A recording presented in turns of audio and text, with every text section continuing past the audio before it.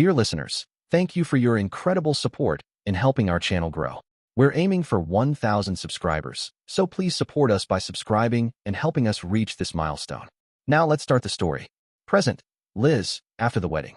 Bernie and I were headed for a tent to experience a little post-wedding afternoon delight when my phone rings. Even though I don't recognize the number, I see that it is a Colorado area code, so I answer and hear, "Is this Elizabeth Morgan?"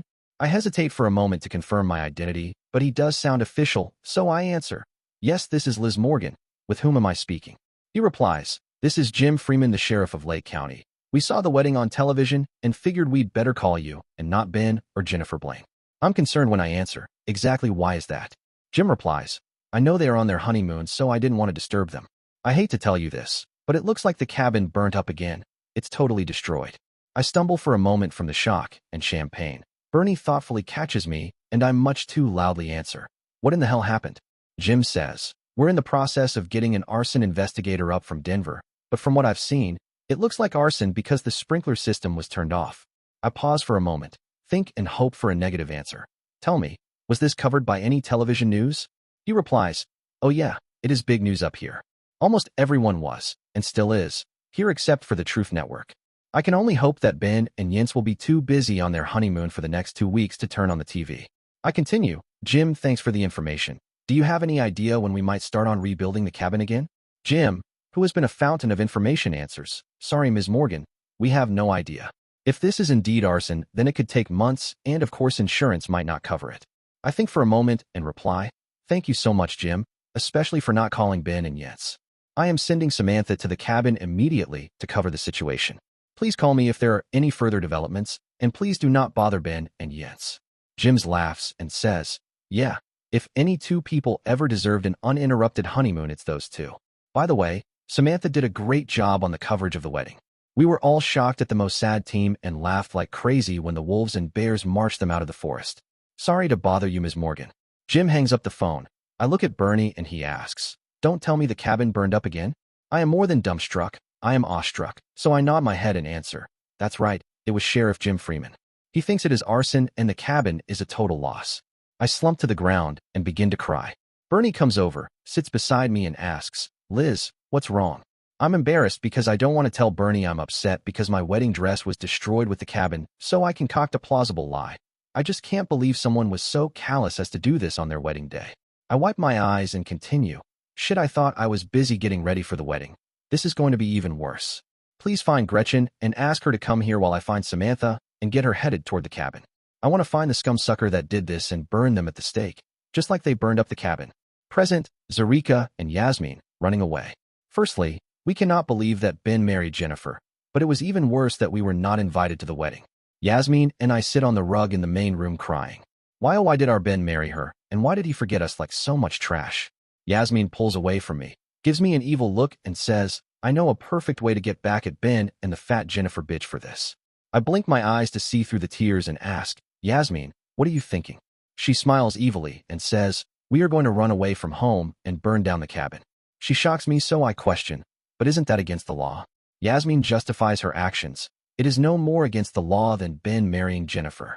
You are the first wife and I am the second wife, so he should have married us and made the bitch Jennifer his concubine." I think for a moment and answer, "Yes, you are correct.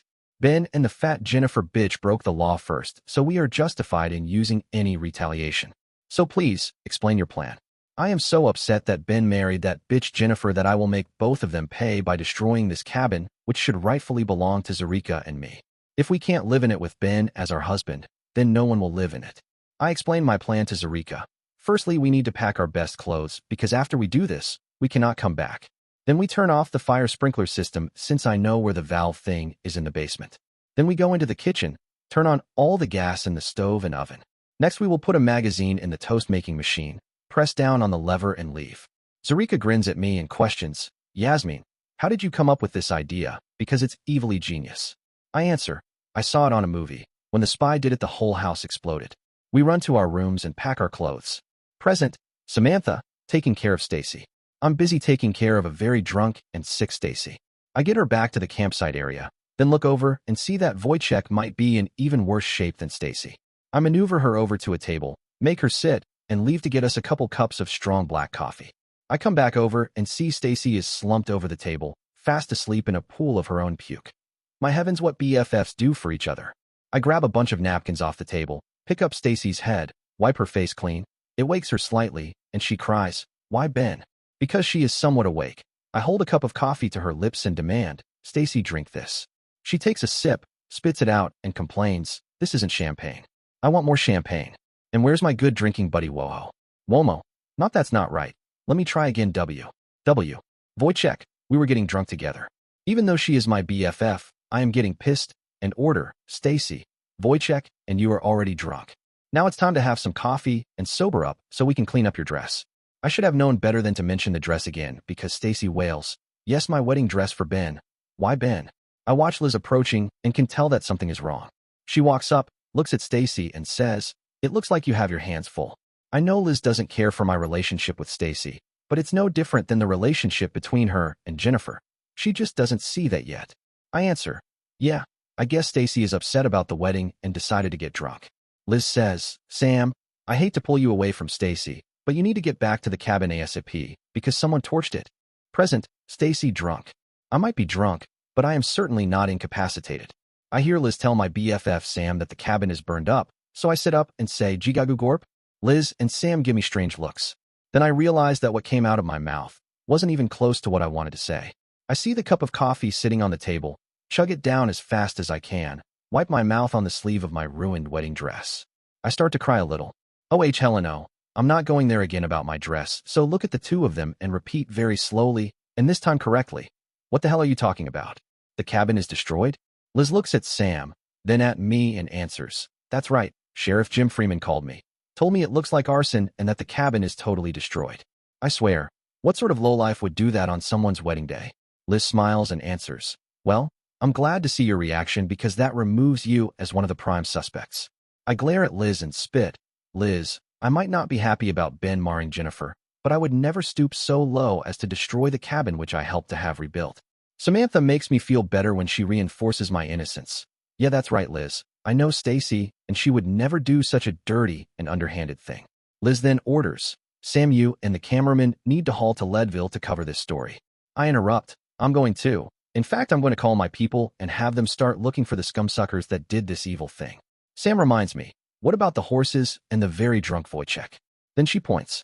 I follow her finger and see Wojciech curled up in a ball and snoring like crazy.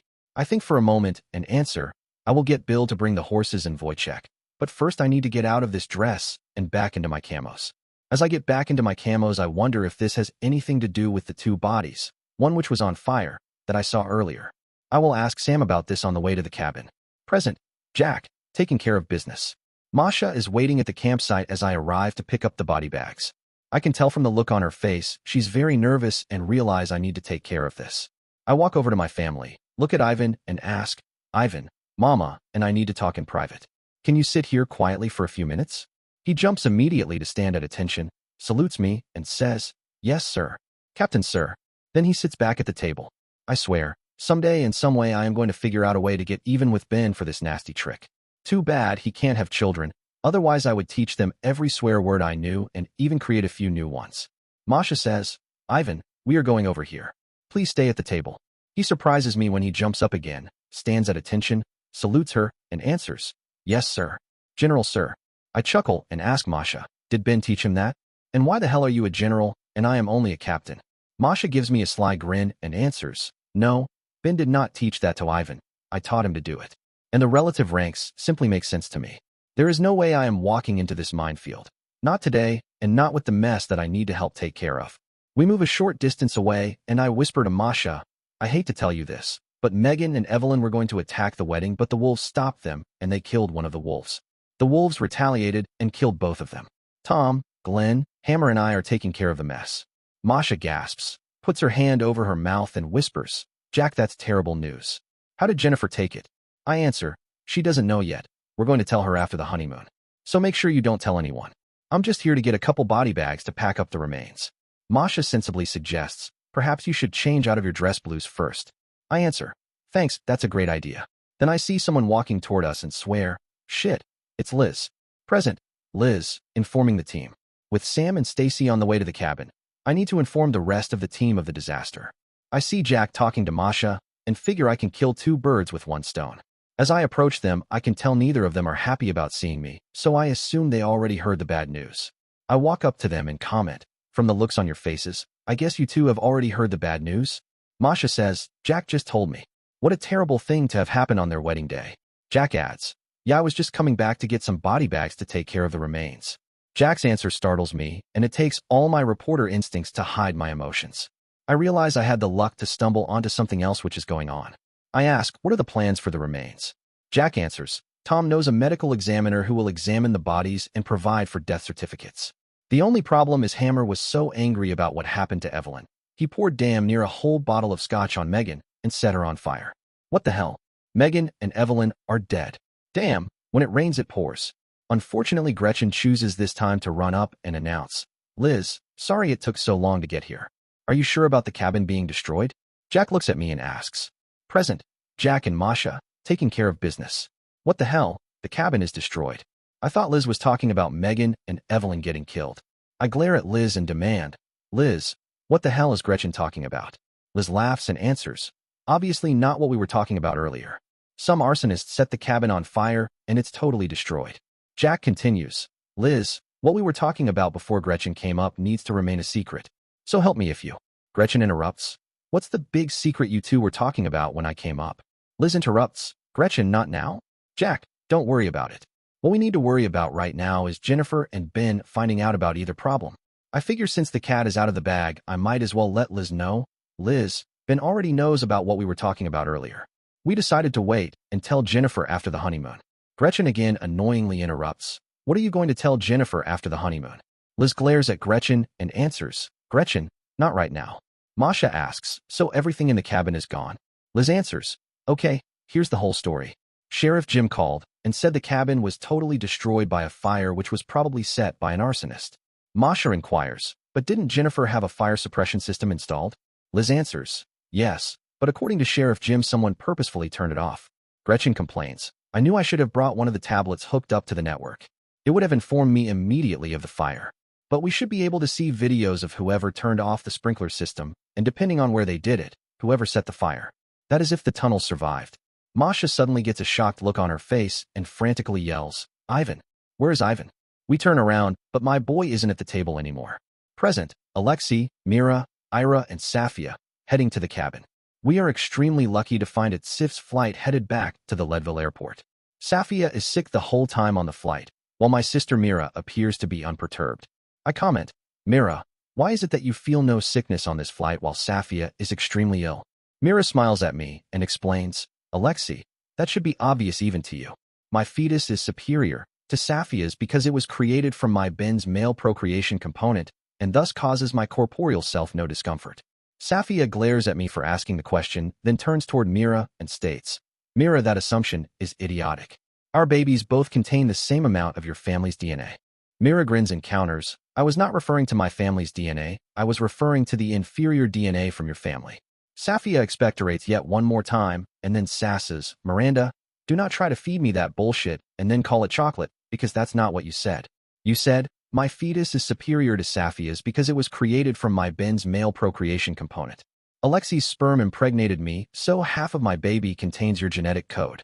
Mira interrupts, "Yes, and the remainder is from your DNA, which we deduce from you and your sister's previous issues is of questionable quality." Safia's eyes flash anger as she demands, "Mira, you take that back. Or else." Mira unwisely taunts, "I cannot and will not retract the obvious truth. If you cannot handle the truth, remove yourself from the gridiron. And furthermore, or else yourself." Safia unfastens her seatbelt in preparation to fighting Mira, but my sister Irina wisely intervenes. "Both of you are exhibiting an extreme measure of instability precipitated by the hormonal imbalance caused by your dreaded fetal conditions. Remain seated with your restraints fastened and cease your inane whining." Mira mimics Ira, "Cease your inane whining." Ira's face fills with rage while Mira grins and taunts, "You are just jealous that you are not carrying Todd's fetus." Ira shocks us all when she pats her stomach and announces, "Are you so confident that I am not?" Mira and Safia begin questioning Ira like crazy. I lean back in my seat and the pilot announces, "Ladies and gentlemen, please make sure your seatbelts are securely fastened. We will be landing at the Leadville airport." I know that Ira is lying to Mira and Safia to compensate for the fact they feel superior to Ira. I query for what length of time she will keep them in suspense. I make sure my seatbelt is fastened, and I remind Safia, please fasten your seatbelt. She complies, and we make a very soft landing. Mira and Safia continue the questions until finally Ira explodes. I am not carrying Todd's fetus. I just wanted to silence the two of you magpies. They then begin to berate Ira for the terrible joke. I just can't wait to arrive back at the cabin, put on my headphones, and play Grand Theft Auto. The C-130 rolls to a stop, the doors open, and our ears pop from the pressure differential. We acquire our Bentley. Remember, we liberated it from a doctor. Drive toward the cabin, and Safia questions, what the hell is going on? Why are there all these vehicles here? Mira further states, look, there are many trucks of fire. Ira yells, where there are trucks of fire, there are fires. We move past them and see that the wonderful cabin has been decimated. Ira cries slightly and utters, our accoutrements. Mira echoes, yes, our accoutrements have been vaporized. I complain, my computers. Safia further whines, all the baby items I had already purchased. Ira announces, I will pursue the person who perpetrated this heinous act to perdition's gate. Mira adds, I will pursue them even further. Safia declares, I will burn there, but like they burnt the cabin. I smile and declare all those thoughts are too benign for these villains. I rub my hands together and announce, I'm going to torture them worse than I tortured Chow Mein. Flashback, Ben and Jack, on the way to the hospital. The driver yelled at me, but I couldn't hear him. I ducked back inside and asked, what the hell did you say? He held up a pair of hearing protectors and said, you did a hell of a job, but you forgot these. How are you ears? I complained, no shit Sherlock. Thanks for being about 10 minutes too late. My ears are ringing like the church bells in Moscow. I couldn't believe it when the captain complained, Sergeant Blaine, watch your language. I suddenly had a great idea and responded, sorry sir. My ears are screwed up and I can't hear a thing. Please speak a little louder. The captain repeated even louder, Sergeant Blaine, watch your language. Yeah, this was working great. I replied, sir, I still can't hear you. The captain gave up and yelled to the corpsman in the back, check Sergeant Blaine's ears. I moved back to my seat while the corpsman came over, grinned at me and asked, how bad are your ears? I grinned at him, slid the window closed so the captain couldn't hear, and answered, they are a little screwed up. I was just giving the captain shit. The corpsman smiled at me and said, yeah, I could tell you two got along like oil and water, and he seems to be a huge pain in the butt. Okay, we will start a chart on you. Let's document this and see if we can't give the captain some more shit. He began the paperwork. We finally arrived at the hospital, and even though there was a line of ambulances, it moved right along. We finally arrived at the door, and the back was opened. I grabbed my rifle case and jumped out while a couple of guys hauled Jack out on the gurney. The corpsman was talking to what looked to be a doctor. Then Captain M came to the back of the ambulance and ordered, flashback, Captain M, Sergeant Reynolds MRI. Now was my chance. If I could prove that Sergeant Reynolds was drinking on the flight, the court-martial would automatically follow. I came to the back of the ambulance and ordered the two men taking Sergeant Reynolds out on the gurney. I want a blood alcohol test done on this man immediately. A doctor walked up, glared at me, and said, who died and made you the king around here? Unlike America, we don't perform unneeded and useless tests here. I can see from his chart that this man was injured because of something foolish you did, and I'm not going to help you cover your butt. I also see from his chart he has a priority listing for the MRI machine. However, we have other more critical patients who must us at first, so you three will need to patiently wait your turn. Sergeant Blaine yelled, thank you, doctor. I glared at Sergeant Blaine and asked, well, can we at least check this Sergeant's hearing? The doctor took Sergeant Blaine's chart from his free hand. The other was holding his rifle case, looked through it, and commented, Captain, you seem to have a knack for letting the men under your direct command become injured by your... I interrupted. What the hell are you talking about? The doctor pointed to his rank and said, Captain, do you see these birds on my shoulders? I am a doctor, but I still outrank you, and I sure as hell didn't give you permission to talk, let alone interrupt me. I felt that I was being set up as he continued. Captain, my medical staff is excellent, and they never forged charts. The chart says that Sergeant Blaine's hearing was damaged because he was not provided with the normal hearing protectors that all gunners are supposed to wear. This happened while he was under your command, so it is your responsibility. I countered, I was never informed of that requirement for the gunners. The doctor looked down his nose at me and commented, Captain, I know you're not a moron, so do I really have to tell you that ignorance is not an excuse? Assuming you don't aggravate me any further by demanding useless tests on the Sergeant-S, such as the blood alcohol test you demanded, I will see what I can do to keep you from getting in trouble. You three wait for your turn on the MRI machine and try not to get into any more trouble. The doctor left, and I wanted to kill him. I took a look at Sergeant Reynolds' grinning face, and I demanded, "Sergeant, what the hell is so funny?" Flashback, Jack and Ben, at the hospital waiting for the MRI. I found it extremely entertaining that the doctor ripped Captain M a new a-hole, and I guess because of my partially inebriated state, I let my face display a grin. The captain saw it and gave me a ration of shit about it, so I lied through my teeth. "Captain, sir, I was not grinning because of what just happened. I was grinning because I am a little high from the medication the corpseman gave me." Ben thankfully added, "Yes, sir, Captain, sir." They even gave him more medication on the way to the hospital because he was in pain as the ambulance juked around during the firefight. I added more fuel to the conflagration. Plus, I was burnt by a piece of hot brass that fell into my shirt, and that hurt like hell. Captain M switched his looks between the two of us and threatened, "Sergeant Reynolds, if you weren't injured, we would take a walk together."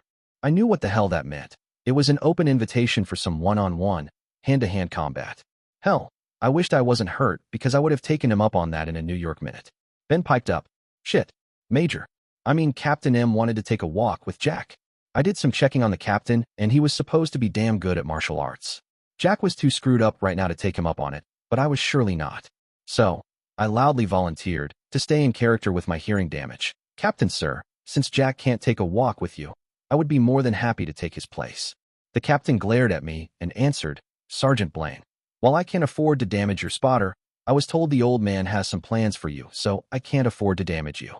Therefore, our walk will have to wait until later." I continued to pretend to have hearing issues and said, "Sir, I couldn't hear you. Could you please speak up?" The captain repeated himself and yelled, "Sergeant Blaine, while I can't afford to damage your spotter, I was told the old man has some plans for you, so I can't afford to damage you. Therefore, our walk will have to wait until later." I grinned at the captain and answered, "Yes, sir. However, when that time comes, I will be your huckleberry." The captain asked, "What does that mean?" Jack grinned at the captain and answered, "Hell's bells." With the way Captain M was hated after screwing up so many of us on the fight, I could make a small fortune selling tickets to a fight between Ben and Captain A-hole. I was disappointed when Captain M backed out of the fight because I would have made big bucks, so I tried to put my fortune back on track and taunted, "Captain, sir." That's a phrase that Ben uses from the movie Tombstone. Doc Holliday says it right before he drills Johnny Ringo. It means he's going to kick your butt. The captain glared at me and answered, "Sergeant Reynolds, I highly doubt he could kick my butt. Many have tried, and all have failed." I laughed and continued the taunt. "That's only because you've never fought Ben. He's undefeated." I heard the cash register drawer slam closed when the captain laughed and answered, "Good try, Sergeant Reynolds, but I'm not going to fight him now. When I damage him, I would be in more trouble than I am already in." I figured I would get in one last barb when I said, "Yes, sir. I do know you really screwed up on the flight when you injured so many Marines and then screwed up again by not having been where the hearing protectors. That's like, what, 2 strikes? So one more strike and I guess they would do what? Send you back to Thule?" I guess I went a bit overboard because the captain lunged at me. Jack was giving the captain a huge ration of shit, but he finally went too far. The captain lunged at Jack, but I intercepted his hand, twisted it around behind him, and had him in a hell of an arm bar. The captain fought to get loose and swore, "Sergeant Blaine, get your hands off of me." Jack egged me on, "Break the scumsucker's arm, Ben." The other patients in the hallway, who observed what happened, started egging me on even more. "Yeah, break the scumsucker's arm. He deserves it for screwing us up on the flight. Rip his damn arm clear off and beat him over the head with it." I calmly replied, "Sorry, sir, for laying my hands on you. However, I cannot let you injure my spotter, especially when he's still strapped to the gurney and can't defend himself. If you wish to press charges against me, then go for it. However, from the sound of things, I don't think you would have many witnesses in your favor." The other patients continue their catcalls. "That's right, you scumsucker." The scumsucker captain started all of it. Sergeant Blaine was just defending himself. Captain M wisely submitted, "Okay, Sergeant Blaine, I'm not going to press charges, and I'm not going to injure Sergeant Reynolds. Now release me." And that is an order. I released my arm bar on the captain, but expected what happened next. Flashback, Captain M, waiting for Sergeant Reynolds' MRI. Son of a bitch. I lost it when Sergeant Reynolds kept taunting me. When I went to slap the shit-eating grin off his face, Sergeant Blaine grabbed my arm and put me in a hell of an arm bar. I hoped the other Marines in the hallway waiting for their MRIs would support me, but most of them were from the flight and verbally expressed their dislike of me multiple times. Too bad. Otherwise, Sergeant Blaine would have had a one-way ticket to Leavenworth. Sergeant Blaine slowly released his arm bar. When my arm was free, I spun around and went for a face strike with the palm of my free hand.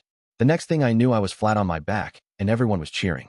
Sergeant Blaine stood over me, grinned, and added insult to humiliation. Sorry, sir. But I thought you were supposed to be fast? He reached out his hand, but I slapped it away and complained, I can get up on my own. Then I kipped up. I studied Sergeant Blaine closely as he was a more formidable foe than I originally assumed. Flashback. Masha at dinner. I implicitly followed the directions on the lasagna package the store manager gave me. I felt a little badly because I forgot again to ask his name. There were two options. One was to cook it in the microwave. The second was to really cook it in the oven. I decided on the second choice since cooking anything in the microwave was suspect to me. While the lasagna cooked in the oven, I made a small salad and some green beans with almonds to provide me with the additional nutritional requirements for the day. The timer dinged, which meant the lasagna was cooked.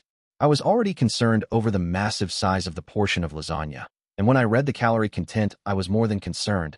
I was distressed, especially when I noticed this was supposed to be a single portion of 370 calories. If American women ate like this all the time, it was no wonder they were grossly obese. I knew that my basal metabolic rate, your BMR, basal metabolic rate, is defined as the minimum number of calories your body burns whether at rest, working out, or lying down, was 1,250 calories per day at my current level of activity. The almost 400 calories from the lasagna would easily put me over the 1,250 calories, which meant the extra calories would be stored as fat. I set my feast upon the table, looked again at the lasagna, and decided I would only consume half of the lasagna today and then eat the other half for lunch tomorrow. Even though I was married and lived in America, I was not going to become a fat American woman. I took a bite of the lasagna and smiled as it was very good. It would be very easy to eat all the lasagna, and it took all my willpower to stop when I had consumed only half. Tomorrow was a weekend, so I would return to the market and make my proposition to the young sales girl and inform the manager how much I enjoyed the lasagna. Flashback, Jennifer and Glenn, trying to solve a huge problem. In our attempt to solve the problem with mother adulterating our food, we inadvertently created a new problem. Yes, we bought all the foods at the BX to survive if we had to. However, Daddy and I consumed all the very tasty beef sticks on the way home. I was so stuffed that I could barely walk. We walked into the kitchen from the garage and Mother announced, "It's about time you two got home. What's in the bags?" Daddy answered with a little lie, "I needed some things, so we stopped by the BX, and this is a full fried chicken dinner with all the side dishes." Mother gave Daddy sort of a strange smile and answered, "Well, wasn't that nice of you? I guess I will just put the dinner I planned away for use on another day." I announced, "Mother, I'm full and think I will skip dinner tonight." Mother countered, "Jennifer, a ballerina needs to eat to keep her strength up." I countered, "Yes, Mother. However, I think I have put on a few pounds with all the meals we've been eating out lately. A ballerina cannot afford to become fat." Mother smiled and answered, "Yes, my prima ballerina, you are correct." Then she appeared to think for a few moments and continued, "In fact, I think we need to weigh you first thing each morning and keep track of your weight." I suddenly had visions of Mother starving me if I was a pound overweight, so I tried to counter, "Mother, a better test would be for me to try on my costume from Swan Lake." Mother grinned and answered, "My prima ballerina, don't you realize you've been growing and soon you won't fit into that costume anymore? No, we will weigh you each morning right after you awaken. Nevertheless, if you are full and are sure you've gained some weight, you can be excused from dinner. However, you need to practice in your room until you lose the weight." Rats, double rats and triple rats. What sort of new monster did I create? I went to my room and practiced until my outfit dripped with sweat. There was a knock on the door. Daddy and Mother stuck their heads in my room, and Mother said, "Very good job, my prima ballerina. A few more nights like this without dinner, and you will be back to your dancing weight." Daddy announced, "Jennifer, your mother and I are taking a walk. We should be back in about an hour." They left for their walk, so I ran downstairs to the garage, opened the trunk on the car, hauled all the food into my room, and began to hide it in my many secret places. I was shocked when they came back as Daddy came into my room and complained. Flashback, Alexei, at the laboratory. I finally determined a method to covertly continue my tortures of chow mein. It was remarkably easy. Each day I received many pills which I was supposed to take. I began hiding them under my tongue, then I would pretend to cough and put them in my hand. I accumulated red pills, blue pills, green pills, and white pills. I decided to run my own experiments on chow mein by experimenting with what effect the pills had on her. The ones I disliked the most were the white pills, as when I took them, they made me nervous.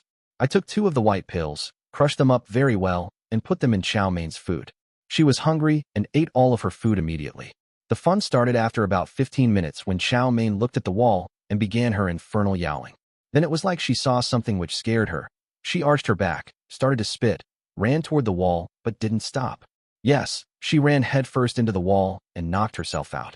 There she laid on the floor, quivered in spasms, and began to froth at the mouth. I had to fight to keep from laughing my hardest, as this was even better than my tortures at home. I opened the hallway door and called, "Help, my cat is dying." The orderlies ran into my room. I pointed at Chow Mein and cried. She started acting crazy, then ran headfirst into the wall. The psychologist came and asked, "She didn't bite or scratch you, did she?" I smiled at him and lied.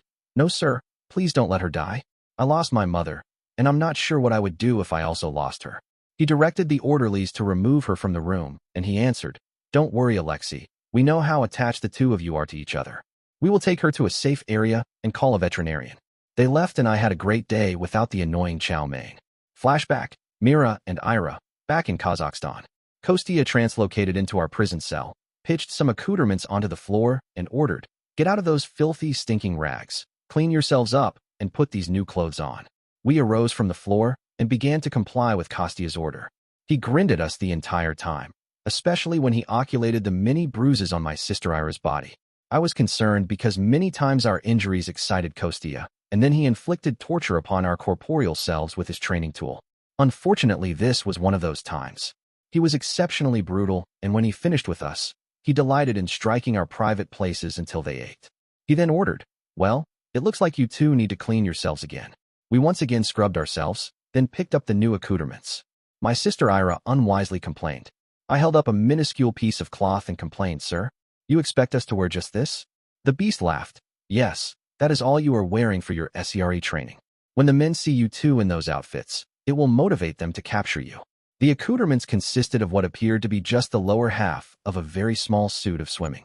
We wriggled into the minuscule accoutrements as Kostya ordered, "Follow me to meet the other men whom you will be training." We dutifully translocated behind him from our prison cell and stopped on a stage. I oculated an auditorium full of men who whistled, cheered, and made obscene noises and gestures at us. Kostya held up his digits and announced, "Miranda and Irina are here to assist with your SERE training. They will be released 30 minutes ahead of you. Your job is to capture them, and when you do capture them, you can do anything you wish to them other than killing them or permanently defacing them." The men cheered even louder, and I felt myself crimson. Thank God I had a plan of contingency to provide results which they did not expect. Flashback: Todd, leaving on the mission.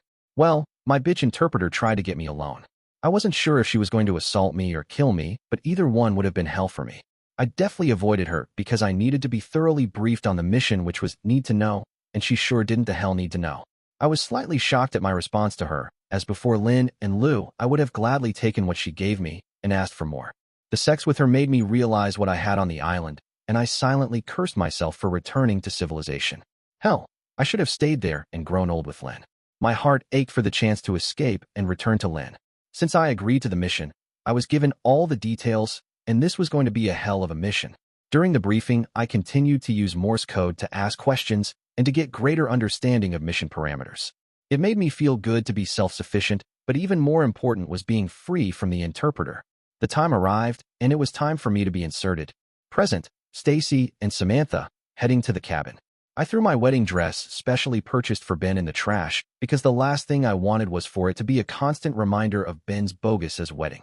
Then I made sure Bill would take extra special care of Patches, Bo, and Wojciech. I wanted them all returned to our operations center in Leadville safely. Once I was assured of their safety, my BFF Sam and I boarded the Truth Network corporate jet. I found it amazing how quickly I sobered up after finding that Ben's cabin was burned up. I refuse to call it Ben and Jennifer's cabin because I'm not sure yet of her total victory. We're on the nice as hell Truth Network corporate jet when the flight attendant comes up and asks, "Would either of you like some champagne?" The very last thing I want is more champagne, so instead I ask, "Very strong espresso would be great. 2 cups would even be better. And if you have any crank, that would also be appreciated." Sam gives me a very concerned look and asks, "Stacy, do you think it's wise to use crank?" I smile at the concern of my BFF and answer, "Sam, I've been using Adderall. Contains a combination of amphetamine and dextroamphetamine. Amphetamine and dextroamphetamine are central nervous system stimulants that affect chemicals in the brain and nerves and is commonly prescribed for hyperactivity. Well, I've been looking for Ben, so I don't think a little more will cause me any problems." Sam still complains, "Stacy, this isn't healthy for you." I counter, "Like hell it isn't. I feel better and think more clearly on it." The flight attendant comes back with 2 cups of espresso for me and a pipe. I glare at her, point to the pipe, and demand, What the hell is that? She answers, that's crystal meth. The crystal form of methamphetamine is extremely powerful and addictive. Some compare it to crack cocaine, as both are smoked and give an intense, powerful high followed by a very severe come down, and both are very addictive. Some people become addicted after a single dose.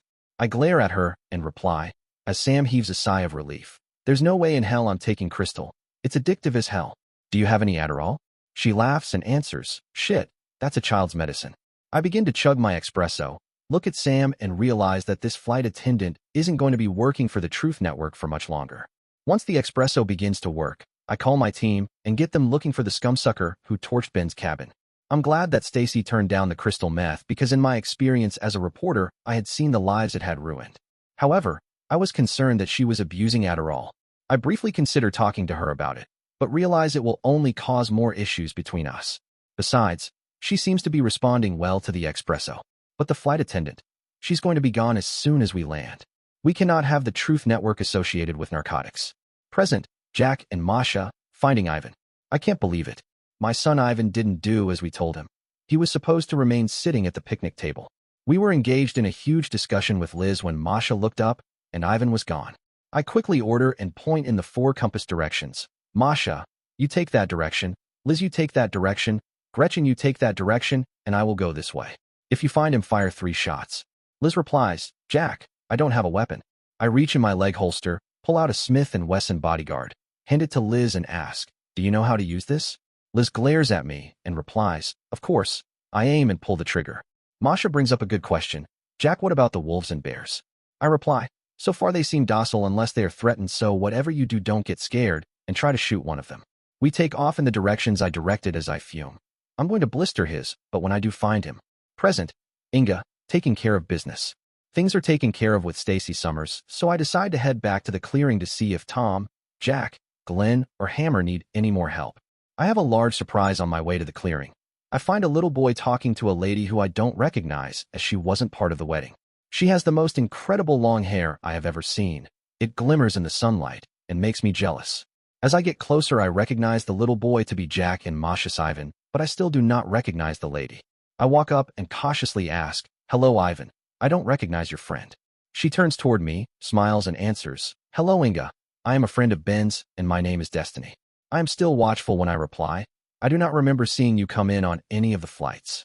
She interrupts, that is because I was here already. Ben and I hiked the Continental Divide Trail together. She smiles again at me and continues, you don't need to worry about Ivan since we are good friends. Ivan begins to bounce excitedly from foot to foot and rapidly interrupts. Yes, we very and good friends. Lady and Uncle Ben puff and huff and blow all the bad men at the cabin away. They rescue me and I live with them in underground cave and sleep with Lady each night because I miss Mama. I'm finally convinced that Destiny is not a threat to Ivan. I hear some people calling Ivan's name. Turn away from Destiny, bend down to look in Ivan's eyes and ask, Ivan, do your mother and father know where you are? Ivan giggles, shakes his head, and answers, no. They very busy with Liz Lady, and this lady calls me to follow her and gives me important information for them about Uncle Ben and Annie Jennifer's cabin. I stand up to ask Destiny what the information is, but when I turn around, she's gone. I never even heard her leave. I ask Ivan, where did Destiny go? Ivan says something crazy which doesn't make sense, so I dismiss it as some sort of childhood fantasy. She turned into wolf again and leave. The calling continues for Ivan, so I pull out my whistle, give 3 short blows on it, and yell, Ivan is here. Jack runs up, sees Ivan, and yells, thank God you found him. Then he pulls up his rifle, fires 3 shots into the air, and announces, that should bring everyone else running. He comes over to Ivan and scolds him, son, why didn't you stay where we told you? Ivan bounces from foot to foot and answers, Papa, wolf that is also a lady call me and tell me important information about Uncle Ben's and Annie Jennifer's cabin. She say that the 2 bad girls that were not invited to wedding burn the cabin, and then run away from home. Jack kneels in front of Ivan and asks, present, Jack and Ivan, talking about things. I kneel in front of Ivan and question, son, what are you talking about? Who is this wolf that is also a lady? Ivan points at Inga and answers, Inga lady see her. I stand up, look at Inga, and ask, you saw this wolf that is also a lady? Inga answers, Jack, there was a lady here named Destiny talking to Ivan when I first found them. I bent down to talk to Ivan, but when I stood back up she was gone. Ivan interjects, yes, that was wolf that is also a lady. She turned back into wolf and leave. Masha, Liz, and Gretchen all show up together. Masha sees Ivan and begins to scold him. Ivan, you almost scared me to death. Ivan interrupts. But Mama, Wolf that is also a lady gave me important information about Unca Ben's and Annie Jennifer's cabin. She say two bad girls that not invited to wedding burn cabin. And runway from home. Liz gasps. We all turn toward her, and she explains, in our rush to prepare the wedding, I totally forgot about Zarika and Yasmin. Jack groans and swears. Those two little shitbirds. After all we've done for them. I can't believe they could do something so evil. Gretchen complains, I never did trust the two of them. They always seemed like they had a hidden agenda. Masha looks at Ivan and explains to him, my son, this is good information. However, you were bad for leaving the table and will need to be punished. There will be no wedding cake for you. Ivan begins to sob, but it's special cake from Unca Ben's and Annie Jennifer's wedding. Masha ignores Ivan, looks at me, and says, Jack, you need to get the first thing you told me taken care of, but please change out of your dress blues first. I tease her, yes sir, General sir. Then I head back to the campsite to change and retrieve the body bags. Present, Tom, Glenn, and Hammer, taking care of business. What the hell is taking Jack so long to come back with the body bags? The longer we have to wait, the more likely it is that someone else will come to the clearing like Stacy Summers did. I was sure glad Inga showed up when she did to take care of the drunk, mouthy, rich bitch, and I need to tell her that when she... Well, here she is now, but where the hell is Jack? She walks up and says, Jack was delayed because Ivan ran off. I complain, those two are terrible parents. That's twice that's happened. When Jack gets here, I'm going to ride his butt about this. Inga glares at me and counters, Tom, that's not true, because this time he was coerced away by a woman named Destiny. By the way, do you know anything about her? I collect my thoughts for a moment and reply, I know two things about her. She and Ben handed the SOG group there, butts at the cabin, and also she was with Ben on the whole trip up to Glacier National Park. Inga further asks, did you run a background check on her? I laugh and answer, is the Pope Catholic? Of course I did, but I never had this happen before. It came back with nada. Inga gives me a quizzical look and expresses her doubts, nada? I find that hard to believe. I laugh and offer, then run the background check yourself and see if you do any better. Inga laughs and taunts me. Why don't we make this interesting by having a bet? I remember what she wanted on her last bet, a full body massage from me. So I decline. I'm not falling for your tricks this time. She pouts and comments, that's okay since it is now only a matter of time. Jack finally walks up and says, what's only a matter of time? I ignore his question and complain. Where in the hell have you been, and what's this I hear about you letting Ivan run away yet one more time? Jack stands up straighter, glares into my eyes and threatens, Tom, don't go there today? I'm not in any mood for your bullshit. I continue to heap on the insults. Well, why don't you consult your calendar and set up a date and time when we can go there?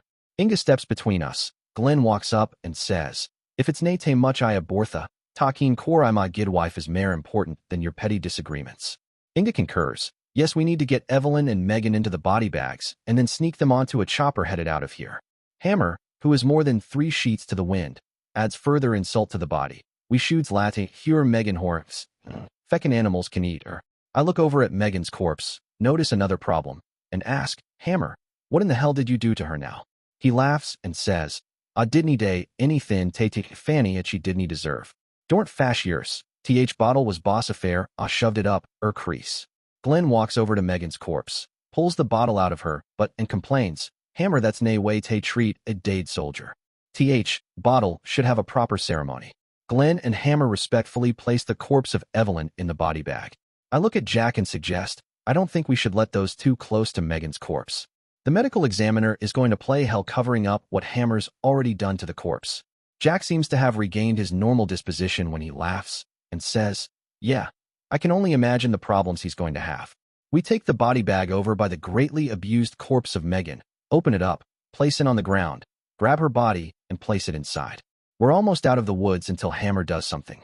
Present, Safia, Alexei, Mira, and Ira, at the destroyed cabin. We arrive at the destroyed cabin and realize everything we owned is gone. In response to our shock, Alexei assures us he will torture the perpetrators worse than he tortured Chow Mein. I have no idea what he is talking about, so I inquire, Alexei, who is Chow Mein? Mira laughs and interrupts, Safia, I am very gastroflabbed. Alexei has never told you about his feline nemesis, Chow Mein. Alexei vociferously counters, Chow Mein was my mother's cat, not mine. I love that cat.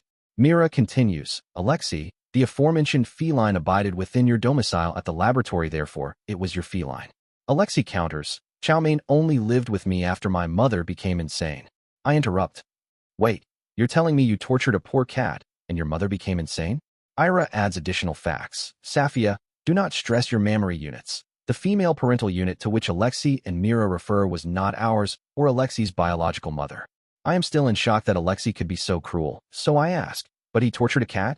Alexei smiles and answers, well, not really tortured, more like ran experiments on her. Mira laughs, experiments which resulted in the feline's demise. Ira confounds the issue. No, Mira, I would say it was torture. Mira smiles and replies, yes, my sister, you are correct. Then Mira looks at me and announces, perhaps he will inform you one day of his so-called experiments and you can decide if they were actually tortures. I open the door, put my head outside, and throw up. Alexei continues, while my sisters and Safia have been wasting their time discussing my experiments on Chow Mein, I have been thinking and have come to a conclusion. I ask, tell me my family, who did not appear at the wedding. Mira complains, Alexei, I do not wish to recall that farcical charade. Ira ponders for a moment and answers, the two girls, Zarika and Yasmin. I answer, that is correct, and with their feelings for Benny Blaine. Mira immediately corrects me, my Benny Blaine. I continue, Myra's Benny Blaine. What do you feel their response would be to not being invited to the wedding? Mira once again corrects me, you mean the farcical charade. I nod my head. Okay, have it your way, the farcical charade. Ira finally postulates in a manner reminiscent of Dr. Watson, yes, Alexei is most likely correct. The girls were left here, and in their anger they destroyed the cabin and all our accoutrements. Now that we have defined the perpetrators, I laugh and wonder. I wonder how my experiments will function on the two of them. Flashback, Captain M, waiting for Sergeant Reynolds' MRI. Sergeant Blaine surprised me, humiliated me, and handed me my, but when I tried to palm strike his face. The problem I have is I wasn't really sure exactly what he did to me because it was so damn fast. I read Sergeant Blaine's personnel file and it alluded to the fact that he was excellent in martial arts. But whoever wrote that was full of shit. He was much more than excellent. He was formidable. I looked forward to the day when we could take a walk together. I continued to watch Sergeant Blaine and realized that he also watched me. Then I came up with an idea and ordered. Flashback, Ben and Jack, waiting for Sergeant Reynolds' MRI. I was sure Captain M was going to try something when I released the armbar on him, so I was ready and took him down hard. So hard it surprised me because I had read he was a real son of a bitch when it came to martial arts. He kept an eye on me and I kept an eye on him because I sure as hell didn't trust him further than I could throw him, which I figured was only about 1.5 meters. He also kept eyeing my rifle case until finally he declared, Sergeant Blaine, I would like to see this rifle of yours. I balked at the idea and replied, sir, I would prefer to not open the case here in the hospital. The captain gave me a nasty grin and replied, well then let's make it an order. Shit, the captain just ordered Ben to open his rifle case, and if the captain found the bourbon in the case, our butts would be grass. I needed a distraction, so I began to moan and swore, screw, my back feels like shit. The captain ignored me and continued, Sergeant Blaine, are you going to disobey a direct order? Ben gave him a smile and answered, no sir, let me open the case for you. Oh well, if we did get caught at least we would be shipped back stateside, and I could be with Masha. Ben put the case flat on its side, pulled the key from his pocket, opened the lock, loosened 3 catches and... Flashback, Captain M, waiting for Sergeant Reynolds' MRI. Damn, I was finally going to see what else was inside Sergeant Blaine's rifle case. I hoped it was some sort of contraband so I could burn his and Sergeant Reynolds' butts. The only thing which bothered me was Sergeant Blaine was a bit too accepting of the order to open the case. He opened it. I looked over his shoulder and saw a hell of a nice rifle with several magazines, and nothing else. He asked, sir, would you care to inspect my rifle? I affirmed, that's a nice rifle, you bet I want to inspect it. Sergeant Blaine advised caution, but I could tell from the tone of his voice it was more of a threat. Sir, please be careful with it. He picked it up and handed it to me while I carefully took it and admired it. Yeah, I may not care for either of the SGTs, but I am a Marine and appreciate the hell out of a nice rifle. I asked, where's the bolt? Sergeant Blaine took a small box out of the case, opened it, and the bolt rested inside. He said, I prefer to transport all my bolt-action rifles this way. I carefully handed the rifle back to Sergeant Blaine and remarked, that's a hell of a rifle. It must have cost a few dollars. Sergeant Blaine put the rifle and bolt back into the case and locked it. Then he leaned closer and whispered, I request, sir, that you don't tell anyone else, but I have about $6,000 in the rifle and another $4,000 in the ammo. I smiled at Sergeant Blaine and wondered how in the hell he could afford to drop $10,000 on a rifle because I knew how much his sergeant's pay was. Then it came to me. He must be running some sort of illegal side business. Well, Well, things might just be looking up for me. The technician came out and called, "Sergeant Jack Reynolds, you're next." He walked over, took Sergeant Reynolds' dog tags, and made sure he didn't have anything else metal on him. Sergeant Blaine looked at me and requested, "Sir, would it be possible for you to guard my rifle while I go into the MRI room with Sergeant Reynolds?" I replied, "Yes, Sergeant, I will keep it safe." The technician also took all the metal items from Sergeant Blaine. He accompanied Sergeant Reynolds into the MRI room while I watched the rifle case and tried to figure out what sort of illegal shit Sergeant Blaine was doing to earn extra money. Flashback, Jack and Ben, waiting for Sergeant Reynolds' MRI. I about shit my pants when the captain ordered Ben to open the rifle case since I was sure that the jig was up. I should have known when Ben didn't give him too much shit about opening the case that things would be fine. I was even more shocked when Ben let the captain touch his rifle. Hell, I hadn't even touched the rifle yet. And what a beautiful rifle it was. I understood why Ben was so protective of the rifle when I heard he spent $6,000 on it and another $4,000 on the ammo. Ben really did have more money than Carter had little pills. Shit that made me think about Masha, and I suddenly realized I had royally screwed up before we were deployed. Hell's bells, we hadn't gone to the bank and added her to my account. Not that there was much in it, but I left her high and dry. The only thing I did leave her was my computer, with which she could log into the accounts. We got into the MRI room, they began to unstrap me from the gurney, and I remarked, "Shit, Ben, I thought our gooses were cooked when the captain ordered you to open your rifle case." Ben gave me his almost patented shit-eating grin and replied, "Hell, Jack, after what the colonel said to me, I knew it was coming, so while you all were busy, I removed the other items from the case and put them in our footlockers." I laughed, "Damn, that's my boy." Then I confessed, "However, Ben, I think I seriously screwed up. I forgot to add Masha to my bank accounts before we left, and I also didn't leave her any money." Ben teased me, "Jack, what bank accounts? I know you tapped your savings dry in Russia buying the engagement and then wedding rings for Masha. And don't worry about it. Once again, I covered your butt." I was going to ask him what the hell he did this time, but the technician handed me some hearing protectors and ordered, "Put these on because it's going to be loud." I put them on, Ben and the technician left, and the damn bed moved into a small as hell hole while it sounded like someone was beating the shit out of the machine with a hammer. Flashback, Masha, back again to the market. It was the weekend. I woke up and performed my normal routine in the morning to prepare for my trip back to the market. It was a mystery to me why I had become slightly obsessive about the young girl in the market, but I decided I felt compassion for her. She seemed all alone in the world and needed someone to help her. Normally, my extensive training demanded I ignore feelings such as this, but for some reason, I was captured by my emotion. I made my way to the market. The manager saw me arrive. He walked up and I said, "I need to apologize for being so impolite and never asking your name." He smiled at me and answered, "Don't worry about that. My name is Michael. More importantly, how did you like the lasagna?" I knew that Americans smiled all the time, not something that happened in Russia. So I forced a return smile and replied, "It was very good, and there was only one problem with it. The portion was too great. So I ate half last night, and will eat the other half for lunch today. I did, however, have one question. When I reheat it in the oven today, must I follow some specific directions?" Michael chuckled and said, "I gather you made it in the oven last night. I would suggest that you reheat it in the microwave, but cover it first with a wet paper towel to keep it from drying out." I answered, "Thank you, Michael. Now I would like to visit the young girl who was at the register. Unfortunately, I never asked her name." He replied, "Her name is Louise, and she is stocking the shelves today in the canned goods section. Might I ask why you wish to talk with her?" I informed him, "I feel compassion for her situation and would like to help her care of her child while she is at work." He answered, "I'm sure she would be grateful, and it would also be a great boon to the store. When her child is sick, she can't take him to daycare and has to miss work. It's hard to find people to work on the weekends." He appeared to think for several moments, then asked, "You know, if you are interested, we have several other mothers who might need some help with their children. If you're not too busy, I could have them contact you." I thought for a few moments and answered, "I am not immediately sure I would like to do that, but I will consider it." I shook his hand, searched, and found Louise. I found her working very hard, putting cans on the shelves. I walked up and greeted, "Hello, Louise. You seem to be working very hard today?" She smiled at me and replied, "Yes, stocking the canned goods is hard work, but it helps me to keep from gaining weight. Though I must admit some days I go home, and I'm very sore. How are you today, ma'am?"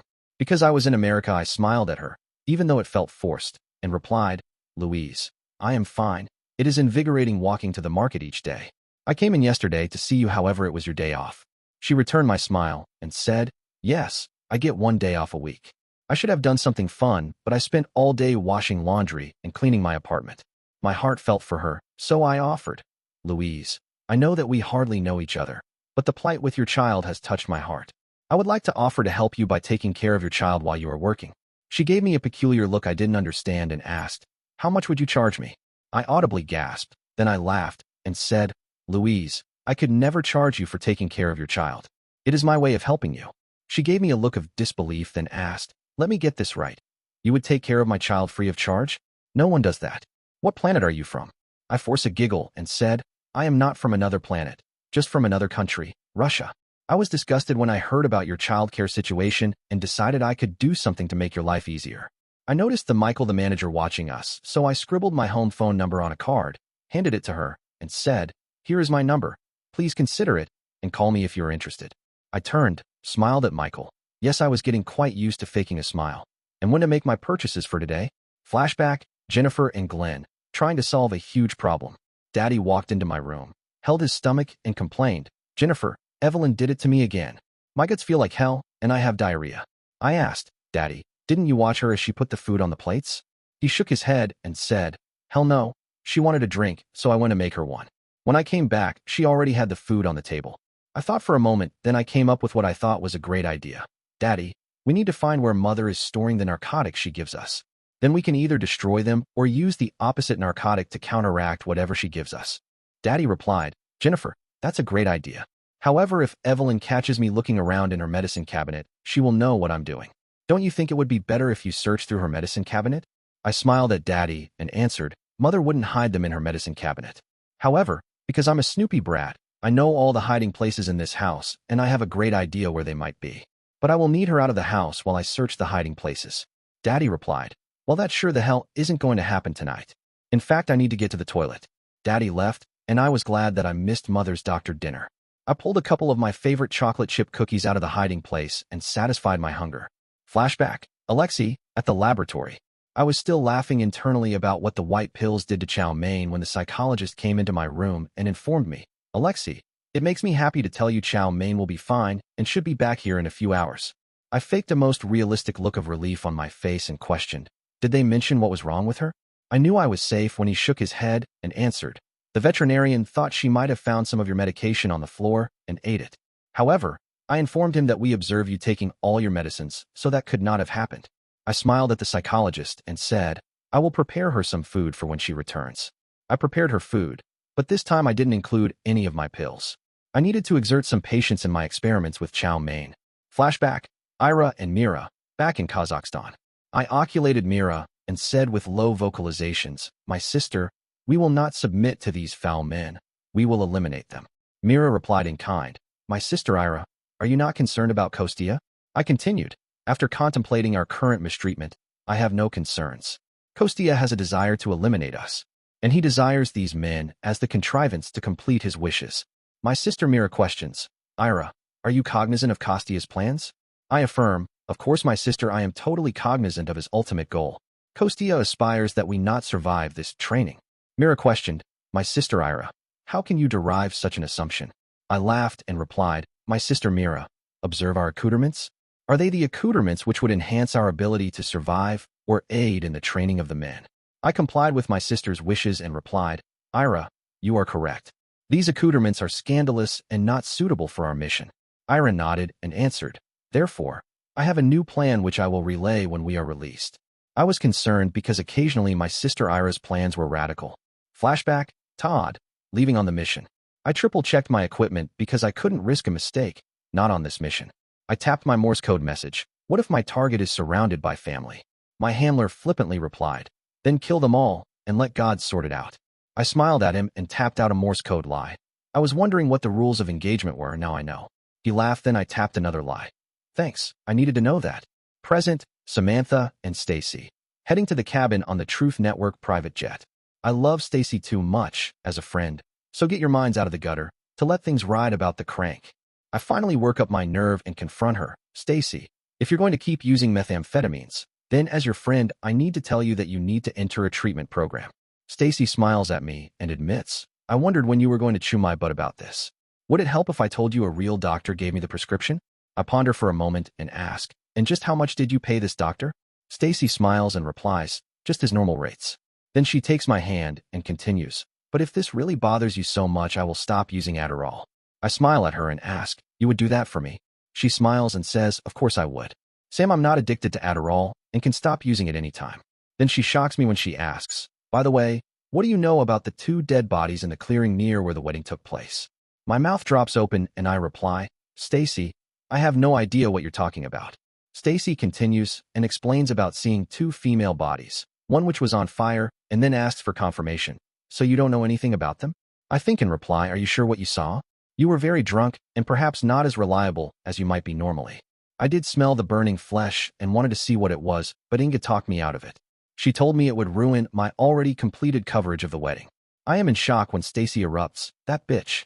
I owe her respect because she kicked my butt, but this is too much.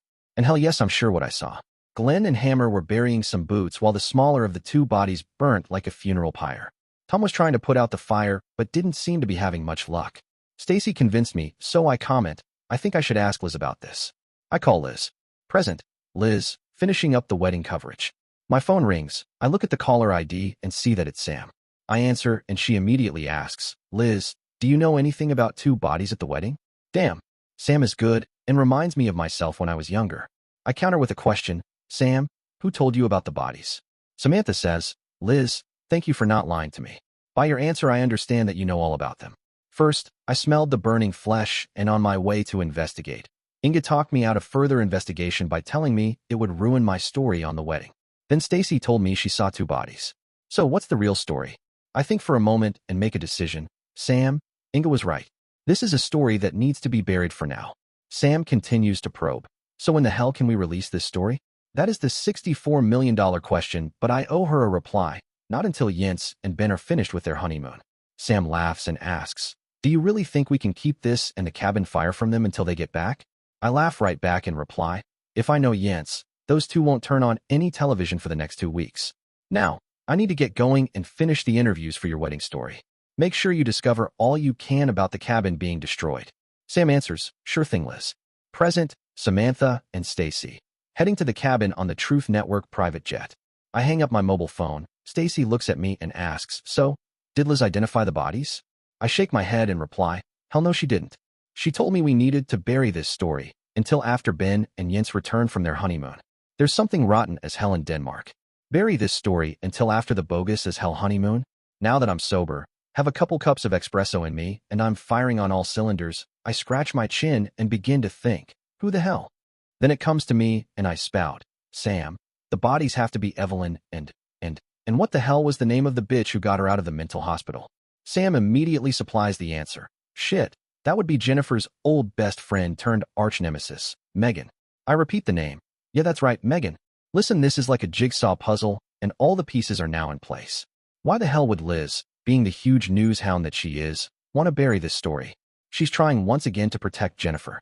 Sam answers, I'm more than a little pissed off that Liz feels she can protect her BFF Jennifer while I can't afford the same protection to my BFF Stacy. I nod my head and reply, Stacy, you're probably right. But what the hell can we do about it? Stacy gives me a wicked smile and comes up with a great plan. Present, Jack, Tom, Inga, Glenn, and Hammer, taking care of business. I can't believe it. After we have Megan in the body bag, Hammer comes over, pulls out his claymore, and begins to hack her body as he shouts, Feckin' son, I hear hooer. Die.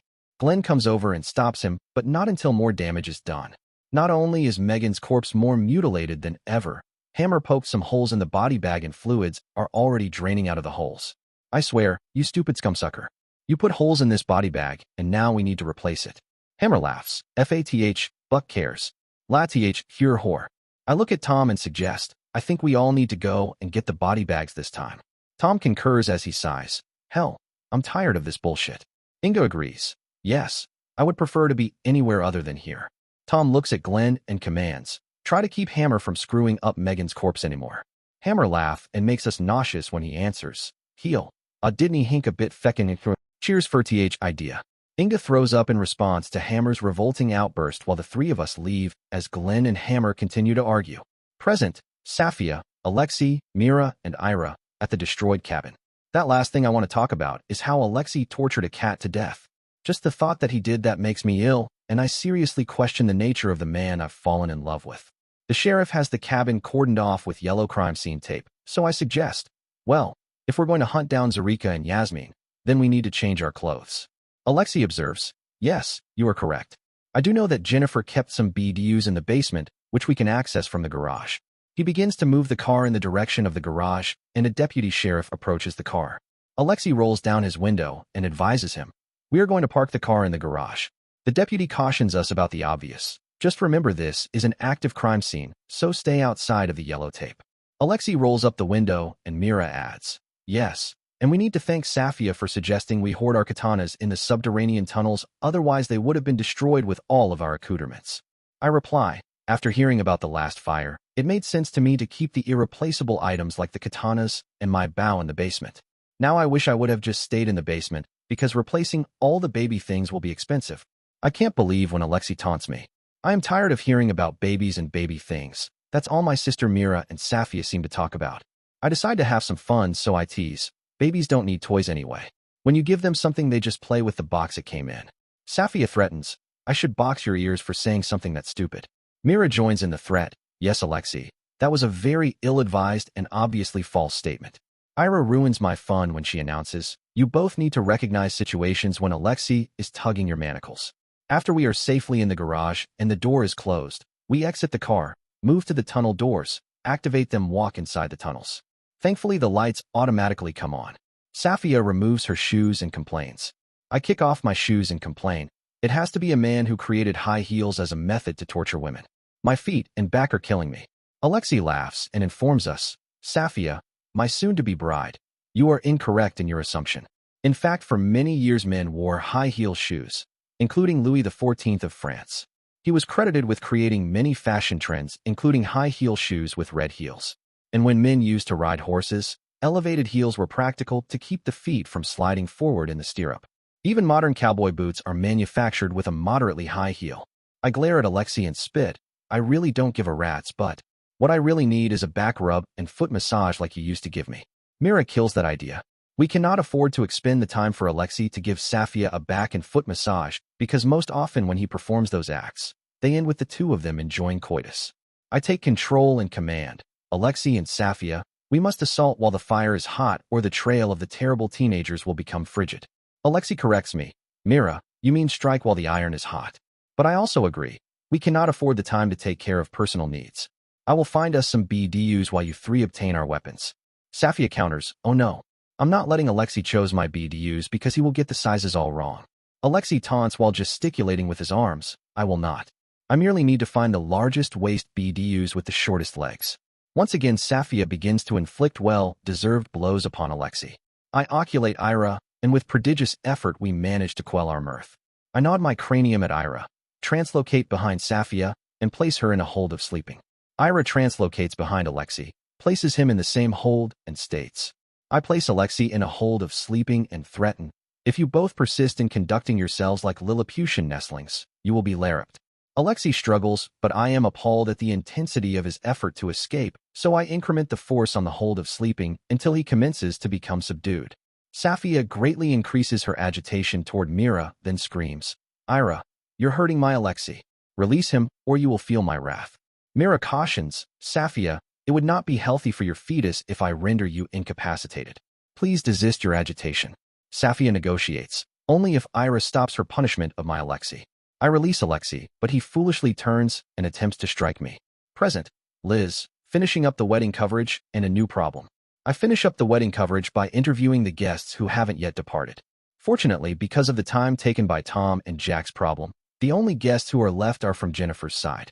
I had no desire to interview Stacy Summers, even if she is Samantha's BFF, or Mira and Ira and family. I was shocked at what they wore to the wedding, or that other woman Margarita who looked like a hooker. To interview any of them would have given credence to their thoughtless outfits.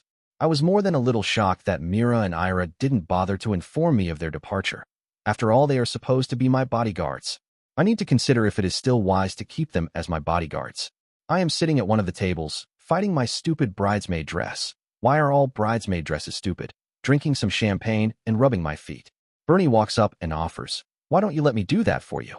I smile at him and say, normally I would jump at that chance, but my feet smell really bad today from being in my heels all day. He smiles at me and offers a solution. Well, I know just the thing to fix that. I wonder what the hell he's doing when he leaves, but then he walks back over with a big pan. He sets it on the ground at my feet and orders, "Okay, put your feet in the pan." I put my feet into the pan. He pours some warm water over them, adds a little soap to the water, and begins to wash and massage my feet. I lean back in delight in the special attention I'm getting. Unfortunately, Tom and Jack walk up, and Jack totally ruins the moment. "Liz, we have a hell of a problem." Flashback, Captain M, Sergeant Reynolds MRI. I continued to ponder the question of how Sergeant Blaine could drop so much money on a rifle. Then it came to me. He was either running or dealing narcotics. That had to be the answer. I quickly came up with a plan, then watched through the window as Sergeant Reynolds entered the MRI machine and knew that I had to take care of the results of his MRI before I could accomplish anything else. A nurse came out of the MRI control room, so I stopped her and asked, "I need to get these two men to Ramadi as soon as possible. If you could tell me who usually reads the MRIs, then I could go and talk with them and ask them to prioritize the results." She smiled at me and answered, "We are so far behind at this time. The technician takes the first look at the MRI, and if he notices anything, then it's forwarded to one of the radiologists." I return her smile and clarify, "So you're referring to the technician that's currently performing the MRI? Isn't that a bit strange?" I guess she is touchy about my question because she glares at me and responds, "Yes, whichever technician runs the test also does the first analysis. By the way, I am one of those technicians and I see more than 50 MRIs each day, so that should make me qualified." I hold up my hands and apologize. "Sorry, I don't mean to offend you. I am just in a hurry to get my men to Ramadi." "So who is the technician running the test on my men?" She accepts my apology and her reply practically sparkles. "That's Steve, and he's one of the best." From the way she talks about Steve, I can tell that they have something going on, so I motion her closer and ask, "How long has it been since the two of you have had some downtime?" She answers, "It's been months, but we are just too busy to be given any downtime." That's what I assumed. Now I have a complete plan and I just need to execute it. Flashback, Ben, Sergeant Reynolds MRI. The technician running the MRI machine calls on the intercom, which is loud enough I can hear even with my ear protectors on. And because my hearing has greatly improved, "Sergeant Blaine, the captain needs you outside the room," and said it's an order. Hell's bells, what the hell is wrong? I hate to leave Jack, but I look back through the windows and Captain M is motioning to me and reinforces it by pointing to his captain's bars. I leave the MRI room, hand the technician my ear protectors, walk out into the hallway, and Captain M advises, "Sergeant Blaine, I had something come up and I need to take immediate care of it. So I will not be able to watch your rifle." I give him a serious look, and since I have worked with him for so long, it's enough to not like what I see. The scumsucker is hiding something. I boldly ask, "Would this be approved by the colonel?" He laughs and says, "Let's see. I'm a captain and you're a sergeant, so I don't have to answer that question. You should be happy I just didn't leave your rifle here unattended." I backpedal and reply, "Yes, sir. I am thankful for that, however."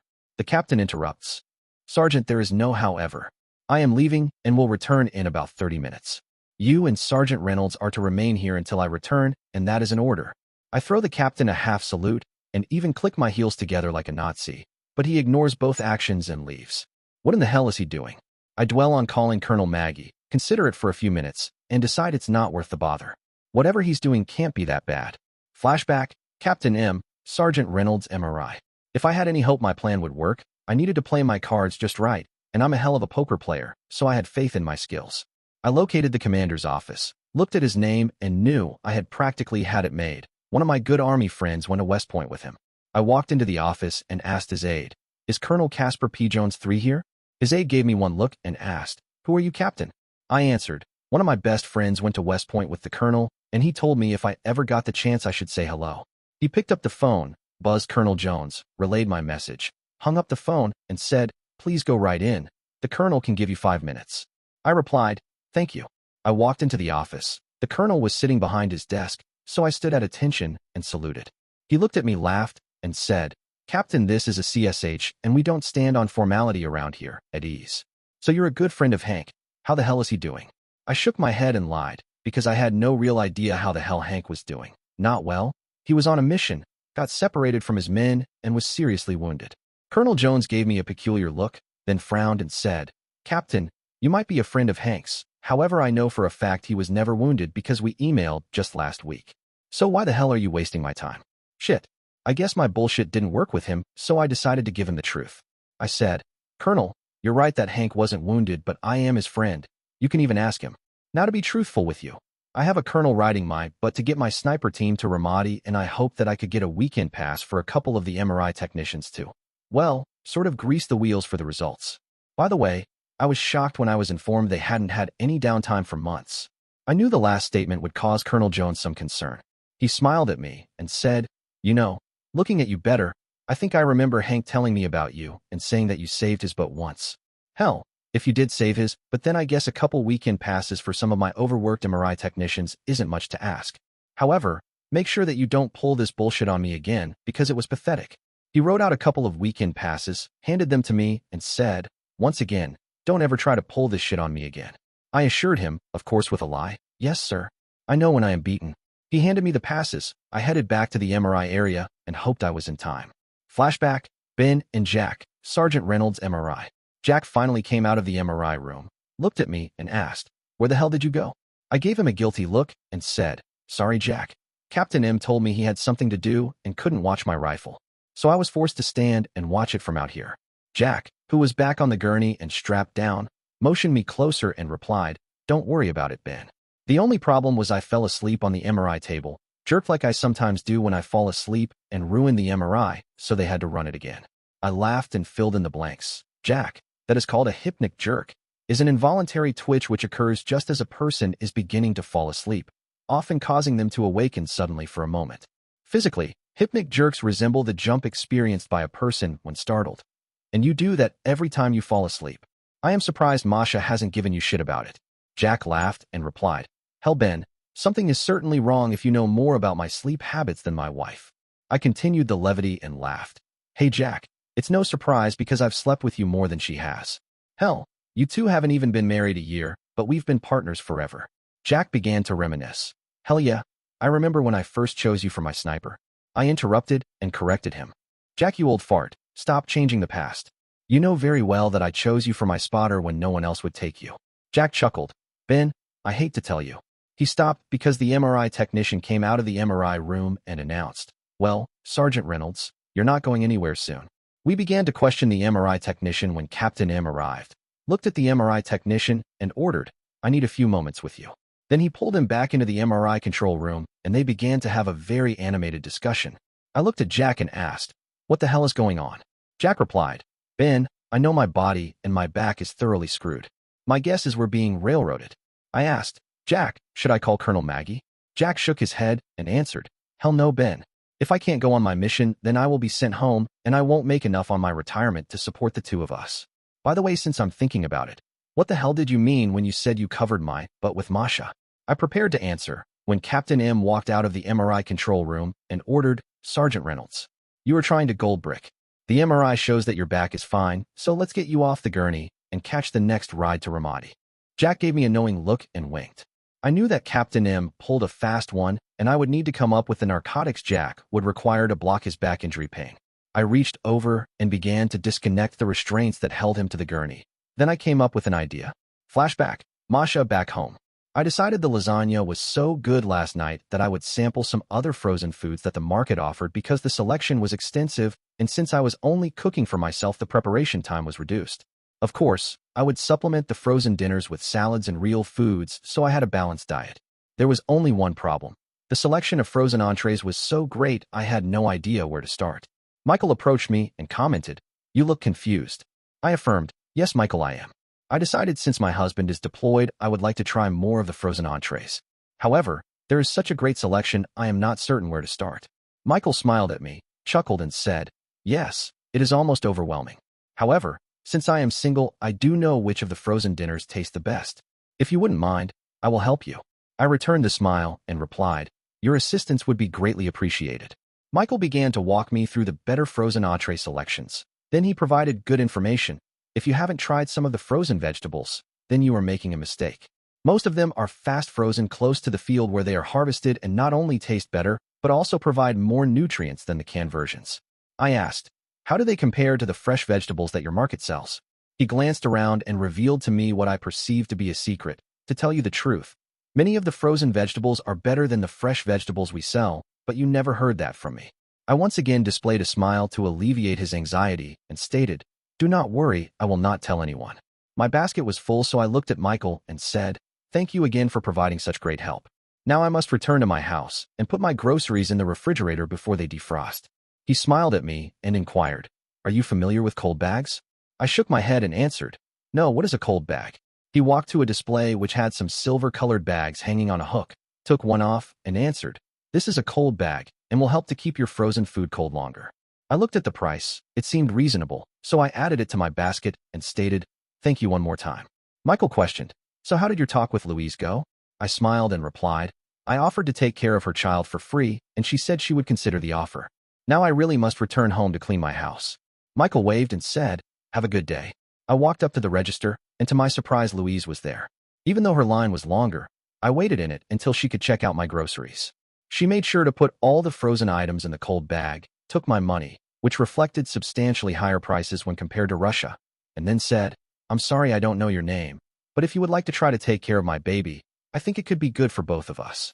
I smiled at her and answered, "Before we commit to a full-time plan, we can try it for a week and see how it works for both of us. What time will you bring your baby by tomorrow?"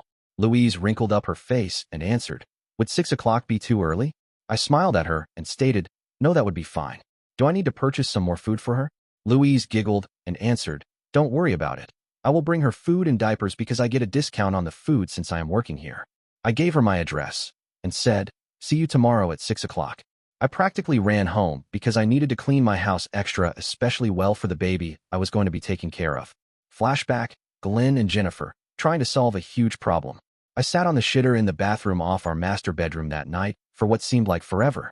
Every time I thought I was done, I would stand up, wipe, and then more shit would come out. Evelyn had the audacity to complain, "Glenn, what is taking so long in the bathroom?" I wanted to yell at her that she sure as hell knew what was wrong, but bit my tongue and answered, "Evelyn, I think the chicken must have been bad because I'm having stomach problems." Evelyn answered with a slight amount of obvious joy in her voice, "Really, Glenn? I'm not having any problems at all, so it can't be the chicken dinner. Is it perhaps you ate too much food again?" Evelyn never should have said that because it gave me a great idea. After seeing Daddy's obvious stomach problems, I made a vow to myself to never again eat Mother's cooking or any food that she touched. However, I was a little hungry tonight since I guessed the beef sticks wore off. I went to my stash of food, looked at most of it, and decided to try some of the funny-sounding Vienna wieners with some crackers.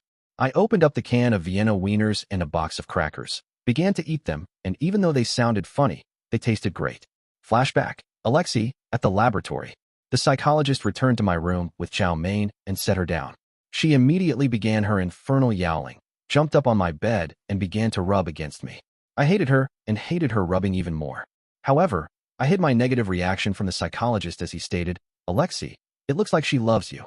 I smiled at him and answered, "Yes, she does, and I need to thank you for saving her." He smiled at me and said, "Well, considering the loss of your mother, we made certain to take very good care of your cat." Chow mein smelled her food, went over to the desk, and began to yowl. The psychologist said, "They had to pump her stomach, so I am sure she is hungry." I jumped up, grabbed her food bowl off the desk, set it on the floor, and Chow mein began to eat as if she had never eaten before. The psychologist smiled and stated, "I knew it would be good if you took care of your cat. Now I must leave and see my other patients." I thanked him one more time. "Thank you again for taking care of Chow mein. And if you see my mother, could you tell her how much Chow mein loves me?" He promised, "Yes, I will. That might be of therapeutic benefit for her." I knew it wouldn't be, but if he couldn't discern that, then it wasn't my fault. Flashback, Mira and Ira, back in Kazakhstan. We were translocated in the filthy aft compartment of a foul pullet conveyance. At first we attempted to remain on our pedal extremities to avoid the filth. However, the manner the vehicle was piloted made our task impossible. We cleaned a minuscule site in which to rest on our derrieres as well as our naked feet would allow. And even that provided difficulties since the floor of the pullet wagon was rough sawn logs, which further wounded our recovering derrieres. My sister Ira seemed deep in contemplation, and her facial display was frightening. I attempted to converse, "Ira." She held up her hand and ordered, "Mira, I do not wish to converse as my mind is presently engaged in a cognitive tactical exercise." I desired greatly to discover the depth of her thoughts. However, I knew better than to pursue that folly. Flashback, Todd, on the mission. I was not comfortable at all with the ROEs of this mission. Yes, I had before and will again kill targets of primary importance. However, eliminating women and children if they were in the area was not acceptable to me. Of course, I did not tell my handler this. Otherwise, they would have not given me the mission, and the next person they gave it to would probably have no qualms about kill them all and let God sort them out. This just meant I would have to work harder and probably longer to get my target alone. This would be no problem, given my improved skills after training on the island with Lou. I knew that given enough time I could accomplish my objective without random killing. In preparation, I'd been breathing oxygen for the last 45 minutes, and now quickly made the switch to my own bottle of oxygen and waited. The jump light lit on the aircraft, and the jump master opened the door. I dove out into the night and hoped this mission progressed better than my last mission, the one which left me seriously wounded on Lou's island. Present, Liz, Tom, and Jack, finishing up the wedding coverage and a new problem. I am getting so spoiled by my Bernie, and is he ever going to get lucky later? After spending all day in my heels on this dreadful ground, and in this terrible dress my legs are hurting. My wonderful Bernie is washing and massaging my feet. It feels so good that I'm almost asleep when Tom and Jack walk up and Jack totally ruins the moment. Liz, we have a hell of a problem. I really am tired of all the problems associated with this wedding and wonder why in the hell I should be responsible for them. I did a hell of a job pulling it together. It went off without too many hitches, other than the craziness with the Mossad, Megan, and Evelyn. I glare at Jack and complain, what the hell now? Don't tell me someone else has died. Tom laughs, and the conversation continues. Man, talk about someone needing to grow a pair. The last thing I would ever want to do was wash a woman's feet and give them a foot massage. I am ready to answer Liz when Inga walks up. She sees what Bernie's doing for Liz and remarks, Liz, you are so lucky that Bernie does that for you. My feet are killing me, and I wish someone would take as much loving care of me. She looks at me, grins, and I know what she's thinking. So I change the subject. Inga, did you find any trace of them? Liz interrupts, Tom, what the hell is going on? Inga answers, no, Tom, they are both gone. However, Glenn and Hammer are finally awake. I ignore Liz and continue my interrogation. Were Glenn or Hammer able to give you any information? Liz once again interrupts, Tom, don't make me kick your butt. What the hell are you three talking about? I glare at Liz and grouse. Liz, shut the hell up and let me talk to Inga. Inga answers, Tom, that's not a nice way to talk to Liz. Liz, someone has taken the bodies. She finally answers my question, Tom, Glenn and Hammer got in a fight when Hammer wanted to further defile Megan's body. While they were distracted, someone came up and tossed both of them. They are angrier than I have ever seen two men. Liz jumps to her feet, kicking the pan over, and exclaims, what in the hell is going on? Who would take the bodies? Jack answers, Bernie has given me a hell of an idea. I need to find Masha and see if she needs a foot massage. How that would score me some big points for later tonight. Tom's diplomacy is lacking, so I decide I need to become more involved. I answer Liz's question, Liz, we don't have any idea who stole the bodies. What would anyone want with the two bodies to begin with? I continue, if the twins were here I might blame them for this, but they left a while ago. Liz glares at me and answers, Jack, I know you don't care for them, but I can't see them doing something like this. Bernie stands up and becomes the beacon of reason.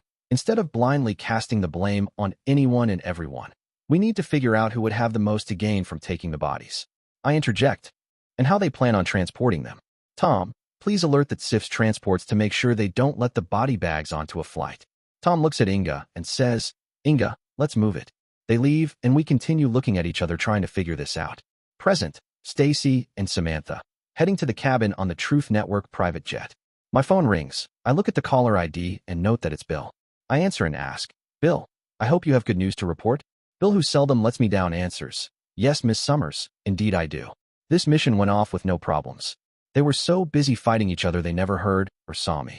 I continue, will you transport them to our facility at Leadville and then have the DNA tests done? He answers, of course, Miss Summers. I have already alerted our team to purchase the coolers for the cadavers. The smaller cadaver, which we believe to be Megan, has been seriously mutilated. What are your final plans for the cadavers? I look at Samantha, smile, and answer, Bill, nothing evil. I am going to give them back to Ben and Jennifer. Bill suggests something to me that I sure didn't consider, so I revise the orders. Bill, please make sure you document the condition of the bodies. He replies, Miss Summers, I anticipated your wishes and have already done that. Now I need to get them on the chopper we are using to transport the horses and Wojciech. By the way, he is one mean bear when he's drunk. I laugh and agree. He probably has a hangover, but should be okay in a couple hours. I hang up the phone and begin to discuss Bill's idea with Sam. Present, Ira, Mira, Safia, and Alexei at the destroyed cabin. My sister Mira and I once again quelled the combat between Alexei and Safia by placing both of them in the hold of sleepers. After securing the promise from them of terminating the conflict, we began to release the combatants. Alexei committed the error of spinning around and attempting to strike me in the eyes. He was certainly stronger than my corporeal self. However, his swiftness was less than half of mine. I easily deflected his weak attempt at a blow and delivered a resounding palm to the base of his olfactory appendage. Alexei covers his olfactory appendage with both digital extremities, falls to his knees, and complains, "Ira, you broke my nose." I nonchalantly reply, "Absence of excrement, Sherlock. You sought to damage my eyes with your blow, which is a serious offense." Therefore I responded with equal aggressiveness. Safia yells and returns to the offensive. "Ira, look at Alexei's nose. It's bleeding like crazy. I'm going to kick your butt." I advise caution, young Safia. In your present condition, I would not recommend attempting an act so hardy fool, otherwise your fetus could become damaged. She of course does not heed my warning, so I nod quickly to my sister Mira. She wraps her arm around Safia's neck and places her once again in the hold of sleeper. Mira states, "Alexei was lucky he did not try to assault my eyes. Otherwise I would have fractured his humerus. I have Safia totally in control, so I suggest, Ira, Safia will not trouble either of us. Perhaps you should tend to Alexei's injury because we are expending precious time to no accrued benefit." She kneels on the floor in front of Alexei as he complains like a young child. "Ira, you have done enough. Leave me alone." Ira replies, "Alexei, stop behaving like a child. I have not done enough, and I must examine your olfactory appendage to ascertain if it has deviated from midline." He removes his digital extremities. Safia oculates the all too apparent damage and begins to struggle greatly. I slowly increase the pressure on the hold of sleeper and render her corporeal self slightly incapacitated. Ira touches Alexei's olfactory appendage, moves it slightly, then grabs the end and pulls down with extreme force. That produces a loud snap as his olfactory appendage is realigned. Alexei releases a large sigh and promptly becomes incapacitated. Ira oculates me and inquires, "Mira, perhaps bringing these two on our quest is an error in tactical judgment." I concur. "Yes, Ira. They need to abide in the subterranean tunnels while we locate the terrible teenagers." I release Safia. She crawls to Alexei's side, begins to wipe the plasma off his face and threatens, "This isn't over." Ira and I vocalize our mirth and I reply, "Safia, it would be unwise to continue this ill-fated combat. You and Alexei are relatively competent in martial arts, but are not of the same caliber as our corporeal selves. The next time Alexei desires to attack either one of us, he should reconsider it twice, as our retribution for repeated lessons in humility might damage him further. I would suggest you both apply your mandibular muscle to the wounds you have." Ira and I leave to change our accoutrements and retrieve our weapons. Present, Masha and Jack, solving a problem. I relent and do let Ivan enjoy one tiny piece of Ben and Jennifer's wedding cake after he convinces me that destiny lured him away from the table. Of course, I exact a promise from him that he would never ever do that again under the threat of punishment from Jack's belt. Now we are sitting at a table, enjoying the forest, and wishing we could go for a hike. But Jack had reminded me of the wolves and bears, and I had no desire to fight one of them over my children. I notice Jack walking toward us and tell Ivan, "Papa is coming and looks like he is sad about something. Please run, meet him, and cheer him up." Ivan jumps up, gives me a terribly executed salute because he's excited about Papa, and says, "Yes, sir. General, sir." I smile as my boy runs toward his father. We have had no luck figuring anything out about the bodies. I was coming to find Masha because with my old eyes, she's a much better tracker than I am. I find her where I knew she would be, at the campsite. I really wish I had the time to give her a foot massage like Bernie was doing for Liz, but there just isn't any time. I smile as Ivan launches toward me like a guided missile. He's a great kid, and I feel a little guilty about being so angry with him earlier when he left the campsite. He runs up, gets close, then launches himself through the air. I grab him tightly and hug him. He giggles and says, "Papa, Mama was nice and let me have a tiny piece of Uncle Ben and Annie Jennifer's special cake. Do you think I could have another little piece of the special cake?" I laugh because he was always trying to play us against each other. I reply, "What did your mother say?" I set him down, take his hand, and as we walk toward Masha, Ivan says, "Papa, I not ask Mama, I ask you." We reach Masha and I say, "Ivan was wondering about having more wedding cake." Masha smiles at us and says, "Ivan, not now, but since you are such a good boy, we will take some home with us. And Ms. Mabel made the cake, so if you are a very good boy and eat all your vegetables, she might make another cake someday." Ivan dances from foot to foot. I look at Masha and say, "Honey, I hate to bother you, but the things I told you about earlier are missing, and I was wondering if you could help us track where they might have gone." Masha gasps and asks, "You mean the things you got the bags for?" I affirm, "That's right." As Glenn and Hammer were fighting over proper treatment, Someone tossed them and took the bags. We have no idea who it is, but we do need to find them before they leave. Ivan pulls on my pants leg and says, Papa? I look at him and say, not right now, Ivan. We are discussing something very important. Masha begins to answer and Ivan again interrupts. But Papa, Destiny Lady is a good and well tracker, and she could help. She could track a knitting needle in a stack of straw. I laugh because he got the saying a little wrong. Masha looks at me and says, Jack, Ivan might be right. If she is what he believes she is, then she could track them much better than I could. The problem is how to contact her. Ivan dances from one foot to the other and announces, I know how to contact Destiny. She give me this to contact her. He reaches into his pocket and pulls out a little silver whistle on a chain, then continues with his explanation. Destiny give me this to contact she. The only problem is it works not. He blows it and I don't hear anything, so I ask, Ivan, can I see the whistle? He asks, only if you promise to give it back. I laugh and reply, of course I will give it back. He hands me the whistle. I look at it and see a picture of a wolf etched into the whistle and tell Masha, I think this is an ultrasonic whistle. Ivan continues his bouncing and says yes. She says some many things I not understand about how it is magic whistle that only she hear. I hand it back to Ivan and request, Ivan, please blow it again. He makes a huge production of taking in as much breath as he can, then blows on the whistle so hard his face turns red and I worry he's going to pop the eyeballs right out of his head. He finishes, then excitedly points, looky, here she come like she promised. I turn and see her walking toward us as Ivan asks, Papa? I run to meet her. I look at Masha. She nods her head and I answer, sure Ivan, but don't jump into her arms like you did into mine or you might hurt her. Ivan giggles and says, oh no, Papa, she's strong but not as strong as you. Ivan dashes toward Destiny and Masha remarks, Jack, I'm not really sure I like her and the strange relationship with Ivan. I alleviate Masha's fears by saying, Masha, if Ben trusts her, if they traveled the whole Continental Divide Trail together, if she really took care of Ivan when we were in the prison camp, then how can we not like her and trust her? We watch as Ivan launches into Destiny's arms like he does into mine. I remark, hell Masha, sometimes he damn near knocks me over when he does that to me, and it didn't even faze her. She walks up easily holding Ivan on her hip, smiles at us, and I swear I hear the leaves rustle in the trees, and says, hello, we haven't been formally introduced. I am Ben's friend Destiny. But I remember you too.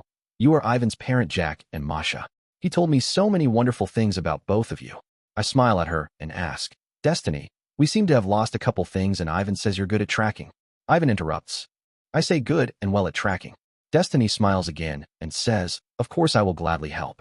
She turns, looks at Ivan and continues, Ivan, I hate to tell you this, but you will need to stay here with your mother. Ivan pouts and asks, why Destiny, I not bother you? She hugs him, sets him to the ground, and says, Ivan, you need to stay here because if you come with us, you might accidentally step on the tracks and ruin them, then I could not find what your father is looking for. Ivan looks at me then Masha and asks, if I good boy and stay here perhaps, and maybe get another tiny piece of Uncle Ben and Annie Jenny special cake? Masha says, only if you are good and do not pout anymore. He dances around and Destiny says, Jack, we should go before the area gets any more compromised. She walks toward the clearing where the bodies were, and when we're far enough away I ask, how the hell did you know? She shrugs her shoulders and replies, I was busy with the third body, and when I came back I noticed the others were gone. I am puzzled, so I ask for clarification. The third body? You mean the body of the wolf? She gives a solemn answer. Yes, she was a beautiful wolf. It was a shame she lost her life, but at least she prevented Megan and Evelyn from attacking the wedding. They had already seen what happened to the Mossad soldiers, so they knew what to expect. And Megan and Evelyn planned to kill as many people as they could. I want to ask her how she knows all this, but we're almost at the clearing and hear a hell of an argument. Dear listeners, next part of the story will be released soon. Please share your thoughts in the comments section below and don't forget to like, share, and subscribe.